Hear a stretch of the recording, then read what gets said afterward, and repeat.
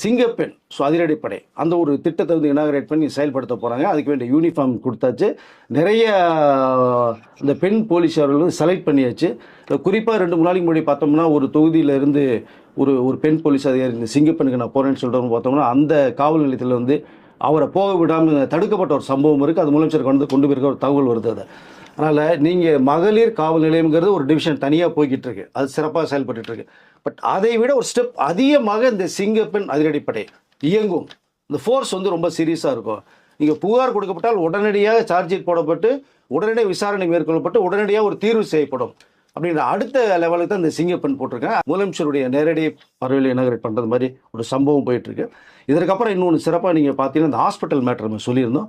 தாம்பரத்தில் வந்து ஒரு ஜிஹெச்சில் போய் பார்க்கும்போது பார்த்தோம்னா அங்கே வந்து தண்ணி வரல, பைப்பு துருப்பிடிச்சு போய் பாத்ரூம் கிளீன் இல்லை, போகிற வர இடங்கள் கிளீன் போது திடீரடியாக தாம்பரத்தினுடைய எம்எல்ஏ சரத் அவர்கள் வந்து போய் நேரடியாக வந்து பேசப்பட்ட ஒரு விஷயம் இருக்குது. அவர் பார்த்த உடனே நிறைய அங்கங்கே ஓடி போய் கூட்டுறது, பாத்ரூம் க்ளீன் பண்ணுறது, பைப் எல்லாம் பண்ணுறது மாதிரி இருக்கும்போது கூப்பிட்டு ஒரு விஷயம் சொல்லிட்டேன். நான் வரேன்றதுக்காக தயவுசெய்து பண்ணாதீங்க. பொதுமக்கள் நம்பி இருக்கிறதே நம்மளுடைய அரசு வந்து ஆஸ்பத்திரியை வந்தால் நல்ல ட்ரீட்மெண்ட் போட்டு சிறப்பாக போகணும். நீங்கள் எப்பவுமே இதை செய்யுங்க. நீங்கள் அதுதான் சிறப்பாக இருக்குன்னு அவர்களுக்கு வந்து கூப்பிட்டு நிறைய அட்வைஸ் பண்ணுற விஷயத்தை நம்ம பார்க்க முடியுது. ஏன்னா இங்கே இதற்கு முன்பாகவே பார்த்தீங்கன்னா இங்கே சென்னையில் ஒரு ஜிஹெச்சில் வந்து தனியார் நிறுவனம் ஒரு மீடியா வந்து ஃபோக்கஸ் பண்ணி பண்ணும்போது அவர்கள் வந்து அடித்து விரட்டின ஒரு சம்பவம் இருக்குது. அவர்கள் மேலே வந்து நீங்கள் இந்த எடுத்ததை நீங்கள் போட்டிங்கன்னா உங்களே கேஸ் போடப்படுங்கிற அளவுக்குலாம் சொல்லப்பட்ட சம்பவத்தில் அது அப்படியே மறைக்கப்பட்டுச்சு. ஆனால் இப்போ அப்படி இல்லை.